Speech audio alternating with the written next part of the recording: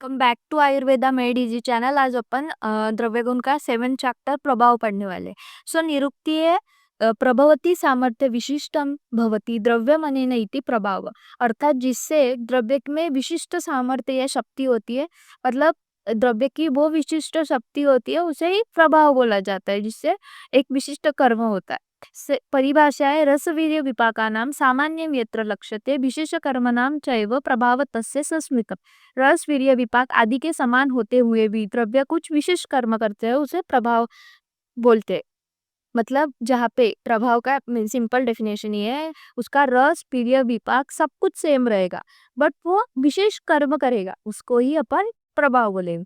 Example है कटु रस वाली चित्रक और तथा दंती। विपाक में मतलब ये दो चित्रक और दंती, ये दो द्रव्य है। सो ये इनका रस वीर्य विपाक सब सेम है, बट जो दंती होती है वो विरेचन का कार्य करती है, यही इसी को ही प्रभाव बोलते हैं। देन प्रभाव जन्य कर्म। सो औषधीय कर्म, मदन फल का वामक, शंखपुष्पी का मेद्य, दंती का विरेचन कर्म। देन मानस, ये तो कॉमन एग्जाम्पल है, हर जगह पे मिलेगा।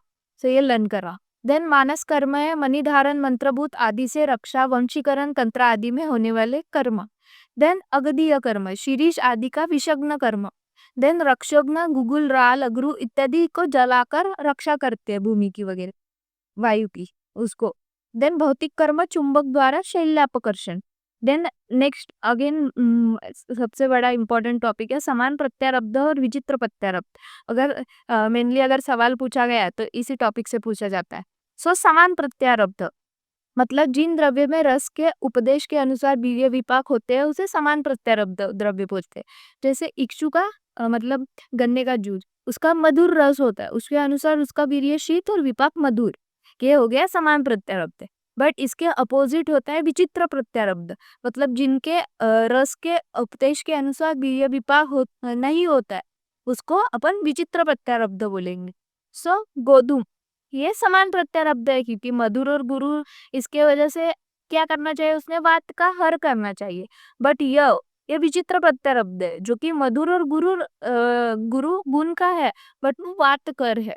सो ऐसे इसके एग्जाम्पल पूछे जाते हैं। डेफिनेशन और एग्जाम्पल, 5 एग्जाम्पल 3 एग्जाम्पल पूछ सकते हैं, तो ऐसे याद करना। दुग्ध और मत्स्य, ये भी वैसे ही। दुग्ध है समान प्रत्यारब्ध, क्योंकि मधुर और गुरु गुण से शीत वीर्य वाला है। बट मत्स्य जो है वो विचित्र प्रत्यारब्ध है, क्योंकि मधुर और गुरु गुण तो है, बट वो शीत वीर्य का न होकर उष्ण वीर्य का है। वैसे दंती और चित्रक का मैंने ऊपर एग्जाम्पल पढ़ा था, वो उसमें भी दंती विचित्र प्रत्यारब्ध है और चित्रक समान प्रत्यारब्ध है। प्रभाव का प्राधान्य। सो फर्स्ट है अचिंत्यता, मतलब जो पता न होने से वो प्रधान है, अचिंत्य होने से प्रभाव प्रधान है। दैव प्रतिघात, राक्षस पिशाच, मतलब जो वायरसेस बैक्टीरिया का नाश करने के वजह से वो प्रभाव से ही होता है। देन विष प्रतिघात, विषनाशन के कारण प्रभाव प्रधान है। देन कर्म वैशिष्ट, रसादी गुण समान होने पर भी कर्म में विशिष्टता देखी जाती है। और आगम शास्त्रों में भी प्रभाव को सर्वोपरि माना गया है। टेक्निकल एप्लीकेशन ऑफ प्रभाव। सो जो दोष शमन अथवा शोधन कार्य के लिए गुड़ुचि हरित की आंवला आदि द्रव्य का प्रयोग में लाए जाते हैं, बट इनके गुण परस्पर विपरीत होने के ऊपर भी दोषों को उत्तेजित नहीं करते, ऐसे इसमें फर्स्ट पॉइंट है। देन अर्जुन का हृदय पर कार्य, भिडंग का कृमिनाशन, शीरीष का विषग्न, मदनफल वामक कार्य भैषज्य कल्पना में किए जाने पर भी नहीं बदलते। देन बलवान होने के कारण प्रभाव निश्चित कार्य करते हैं। रसायन वाजीकरण भी द्रव्य प्रभावजन्य होने से ही दिखाई देते हैं। मणि मंत्र आदि के कार्यों में विशेष व्याधिनाशन, इच्छित फल प्राप्ति, वंशीकरण आदि कार्य प्रभाव से ही होते हैं। Thanks for watching this video. Video अगर अच्छा लगा हो तो do subscribe to our channel.